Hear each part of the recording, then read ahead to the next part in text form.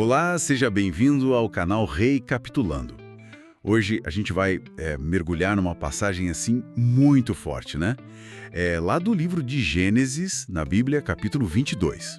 Para guiar nossa conversa, a gente tem o texto bíblico mesmo, Gênesis 22, e também um comentário, A Jornada de Fé de Abraão, que ajuda a gente a entender melhor, sabe, as camadas dessa história. A nossa missão aqui é tentar entender essa história do teste de Abraão. O que ela revela sobre fé, obediência e, é claro, sobre a provisão de Deus, segundo essas fontes. Então vamos lá. Recapitulando rapidinho Gênesis 22. É aquela história. Deus chama Abraão e pede algo, assim, impensável. Sacrificar Isaac, o filho único dele, o filho da promessa. E o texto diz que Abraão, ele age quase que na hora. Prepara tudo, viaja 3 dias até Moriá. Tem aquele diálogo super tenso com Isaac no caminho, né?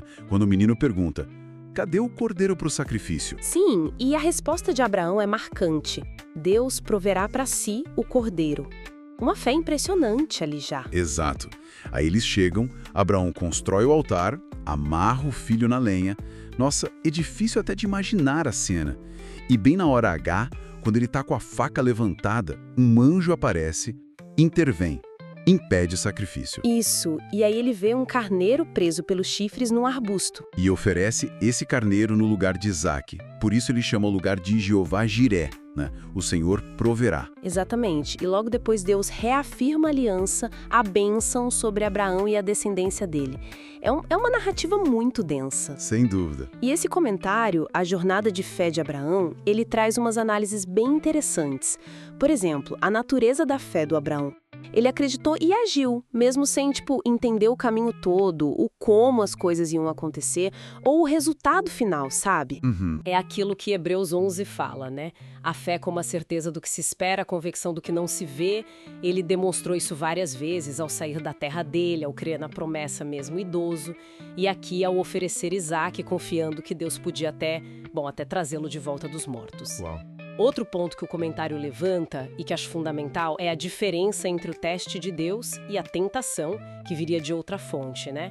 A ideia é que Deus prova para, amadurecer a fé, para fortalecer. Tem aquelas passagens em 1 Pedro e Tiago que falam sobre isso, como as provações geram perseverança, um caráter aprovado, entende? Sim, sim. O teste, nessa visão, não é para te derrubar ou expor uma falha, mas para refinar a confiança em Deus. Essa distinção muda tudo, né? Tira aquele peso de ser algo só punitivo. Passa a ter um propósito de crescimento. Faz sentido. Exatamente.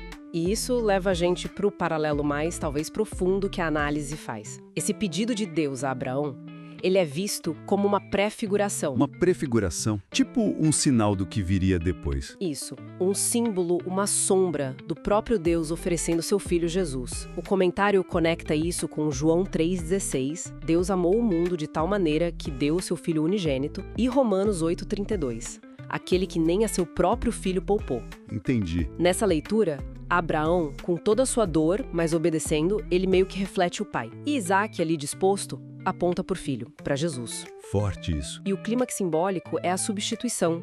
Isaac é poupado, um carneiro morre no lugar dele. O comentário ressalta muito isso. A salvação não vem da nossa obediência, por mais que a gente tente, né? Ela é provida por Deus. Ah, entendi a conexão. É um símbolo direto do que João Batista fala depois sobre Jesus. Eis o Cordeiro de Deus que tira o pecado do mundo. Jeová Jiré. Jeová Jiré, o Senhor proverá. A esperança está na capacidade de Deus, na iniciativa dele, não na nossa. Essa ideia de o Senhor proverá, ela ecoa muito forte mesmo. Mostra que, mesmo nos testes mais duros da vida, como esse de Abraão, a solução, a esperança, segundo essa interpretação, vem de Deus, né? Não do nosso esforço. Precisamente. Então a mensagem que fica, olhando para Gênesis 22 através dessas fontes, vai além da obediência extrema. É vista como uma janela para o caráter de Deus, que é provedor, e para a essência da fé, que é confiar nessa provisão, mesmo sem ver, sabe? E tudo isso apontando para um plano maior de salvação. E isso, claro, deixa uma reflexão pra gente, né? Se a gente aceita essa ideia de que Deus testa para fortalecer a fé, Como que a gente pode olhar para as dificuldades, para as provações na nossa própria caminhada? Será que são só obstáculos? Ou podem ser vistas como, sei lá, oportunidades para aprofundar a confiança, para depender mais dessa provisão divina? Fica aí para pensar. Até amanhã no próximo capítulo. Até mais.